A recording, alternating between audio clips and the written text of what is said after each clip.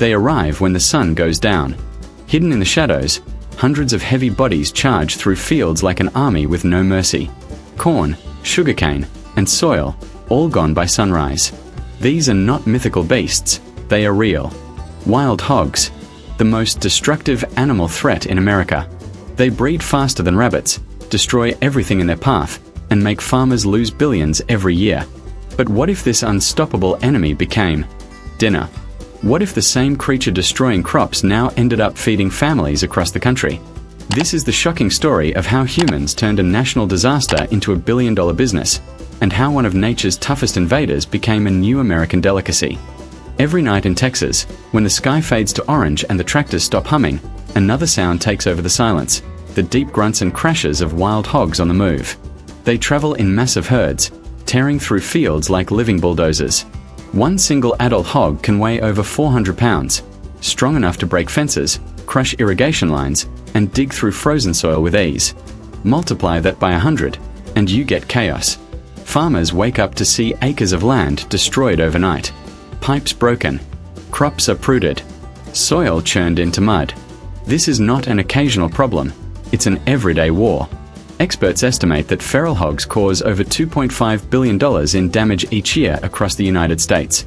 And the problem is spreading fast. By 2025, wild pigs are expected to invade more than 90% of river basins in the southeast. But what makes them truly terrifying is not their strength, it's their intelligence. They remember traps, recognize human scents, and even teach their young to avoid danger.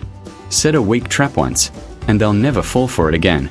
Shoot at them, and they'll vanish into rivers or forests before you can reload. So, how do you fight something that learns faster than you can adapt? Farmers in Texas have spent years testing everything, from rifles and helicopters to electric fences and motion sensors. But eventually, they discovered something that changed the game. The weapon?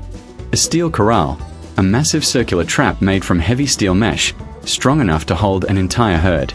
These traps can span up to 40 feet wide and stand over 5 feet tall. Every inch is reinforced to withstand thousands of pounds of force. In the middle sits the key, a drop gate that can shut in seconds with a single command. But success doesn't depend on strength, it depends on timing. Close the gate too early, and you only catch a few.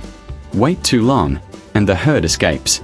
So, ranchers now use remote cameras and motion sensors that stream video straight to their phones. From miles away, they watch, wait, and when the moment is perfect, they hit the button. The gate drops.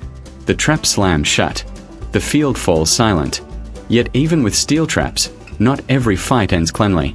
Across Texas, night hunts still play a crucial role. Hunters head out with thermal scopes and rifles, tracking herds through forests and open fields. It's not for the faint-hearted. A charging hog can break bones or worse. Some hunters use trained dogs to corner them, while others rely on night vision to take precise shots from elevated blinds. These hunts are not sport, they are survival. Each hunt prevents thousands in crop losses and helps control the population that no fence or poison can stop. Texas laws even allow hog hunting year-round because of how invasive they are. But ethical hunters follow strict rules. Every shot must be clean, every animal handled responsibly. Once captured or hunted, the real work begins. The hogs are quickly loaded into steel trailers with anti-slip floors and ventilation. Each one is tagged, checked for health, and transported to USDA-approved processing plants. Here, inspectors ensure safety, hygiene, and humane handling. Inside the facility, the transformation begins. The animals are stunned instantly for a quick, painless end. Then comes cleaning, cooling, and inspection. Unlike domestic pigs, wild hogs are leaner and more muscular. Their meat has a bold, earthy flavor, richer than regular pork. Skilled butchers separate the carcasses into prime cuts, shoulders for roasts and sausage, ribs for smoking, and loins for premium chops. Each step follows federal standards. Every package is vacuum sealed, labeled, and stored in cold rooms until it's ready for the market. The result? A completely safe, high-protein meat with 20% less fat than regular pork and a stronger, natural taste that's winning over chefs and restaurants across America. From destruction comes demand. Restaurants proudly advertise wild hog barbecue and Texas wild sausage as sustainable delicacies. What was once a plague on the farmlands now appears on dinner menus as gourmet food. And for the farmers who suffer the most, every trap hog means fewer losses, and new profit. Each one sold can bring in $7 to $12 per pound, depending on the cut. For ranchers, that means every captured hog turns chaos into cash. But this story is about more than profit. It's about human resilience, the ability to turn a threat into opportunity. What started as a nightmare has become a movement. Farmers, scientists, and hunters are working together to balance nature and economy. Smart traps, improved sensors, and better coordination are helping communities control the spread without destroying ecosystems. Wild hogs remind us that nature always adapts, but so can we. What once seemed unstoppable can be turned into something valuable with persistence, innovation, and respect for the land. The wild hog's journey is proof that every crisis hides opportunity. From tearing down crops to feeding families, from being a nightmare to becoming a resource, this transformation shows what happens when humans refuse to give up. The fight against wild hogs isn't over, but it's no longer one-sided. It's a battle of instinct versus intelligence, and for now, the farmers are winning. If you found this story fascinating, hit the like button, share it with a friend, and subscribe for more real stories of how humans and nature clash, and sometimes coexist.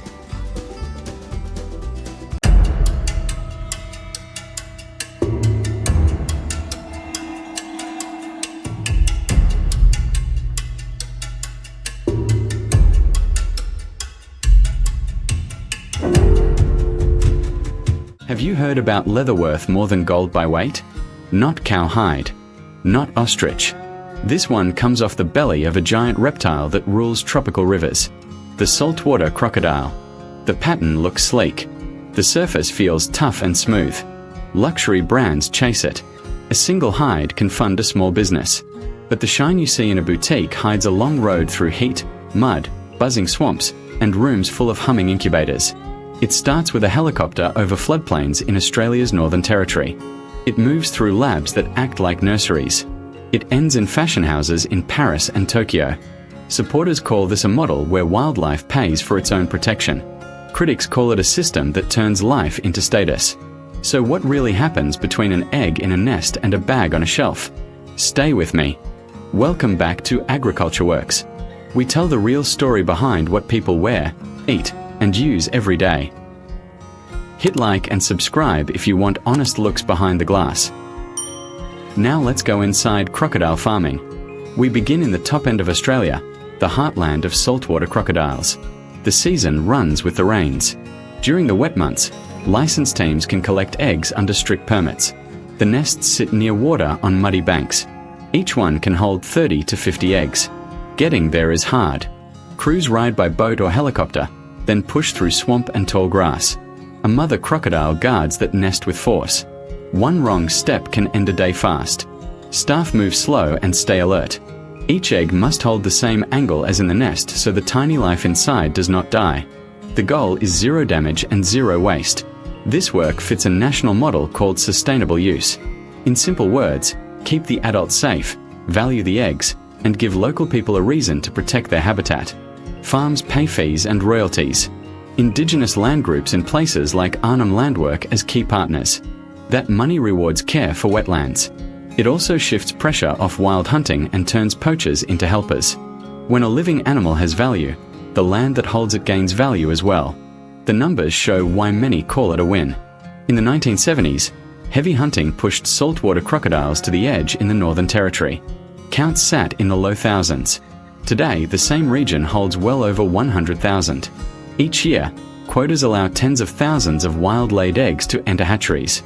A share of young crocs goes back into the wild. That helps spread genes and keeps the system stable. Jobs grow around it. Export money flows back to remote towns.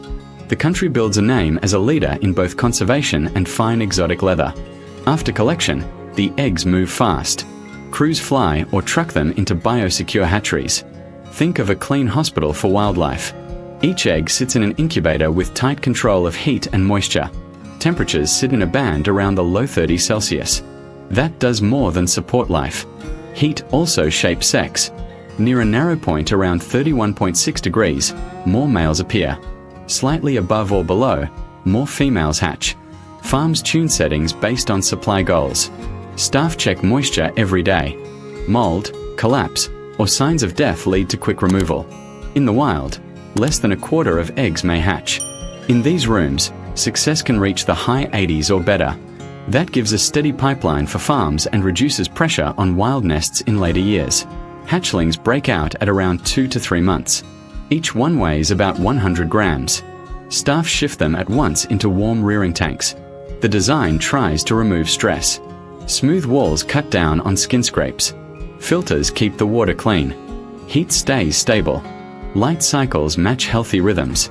For the first weeks, the diet looks like a fine paste made of chicken, fish, or beef with vitamins and minerals. Every choice points at one key outcome later on: flawless skin. A bite mark or a scar can cut the value of a hide by half. So farms watch behavior and spacing. Any sign of crowd stress leads to a quick move. Teams log weight, growth, and feed use. Vets run routine checks. Parasite control and vaccines follow set plans. Size classes stay separate to avoid fights and cannibal behavior. Water temperature sits in the low 30s. Filtration runs non-stop. Tanks get regular cleaning. As the group grows, feeding shifts too. Very young crocs eat daily. Older juveniles eat 2 or 3 times a week. Many sites use semi-automated feed systems. That reduces waste and keeps portions exact. The result is steady growth and smooth scales without blemish. Drop a quick comment. Have you ever visited a crocodile farm in person? Type 1 if yes. Type 2 if you want that tour one day. After 4 or 5 years, the animals reach harvest size. Most measure between 2.2 and 2.6 meters. The next stage takes place in approved processing sites with strict welfare and food safety rules. Staff first immobilize the animal in a humane way. That lowers stress and protects the skin. Then trained workers remove the hide with careful cuts. The belly section holds the highest value. The pattern there looks even and flat.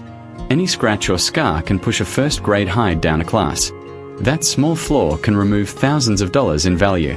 Skins don't head straight to fashion houses. First, they enter climate-controlled rooms where the temperature and humidity stay precise. Workers spread salt across each hide, a step that pulls out moisture and stabilizes the skin for short storage. This stage is critical. Even a small lapse in control can leave marks or weaken the fibers, cutting value. After salting, many hides travel to world-class tanneries in Italy and France. These facilities specialize in transforming raw crocodile hide into supple, durable leather that luxury brands prize for handbags, belts, and shoes. The tanning process can take weeks, moving through soaking, dyeing, and finishing stages until the surface shines with consistent texture and deep color. In strong market years, a single premium hide can fetch 5 figures in Australian dollars. That price depends on a range of factors: the size of the animal, the grade of the scales, and the demand cycle in global fashion. When luxury houses launch new product lines, the highest quality hides become even more competitive, and buyers often bid fiercely to secure supply. Traders watch fashion calendars the way farmers watch weather forecasts, because a new handbag collection in Paris or Milan can ripple all the way back to farms in the top end. For those managing crocodiles, this link between remote wetlands and runways half a world away is both opportunity and pressure, a reminder that every detail of rearing and harvest affects the final market price. Thanks for staying with us through this deep dive. If you learned something new, give this video a like and share it so others can see the real story behind the headlines. And don't forget to subscribe with the bell on. More fact-driven looks inside hidden industries are coming soon. See you in the next one.